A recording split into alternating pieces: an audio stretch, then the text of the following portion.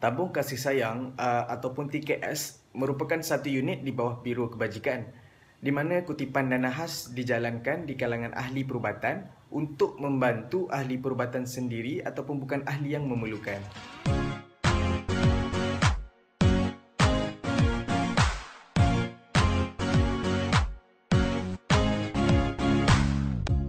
Apa yang saya sukanya tentang TKS ni ialah yang saya nampak TKS ni dapat membantu ahli yang berada di sini yang memerlukan wang dengan kadar yang segera. Saya pernah menerima bantuan dan sumbangan TKS sebelum ni.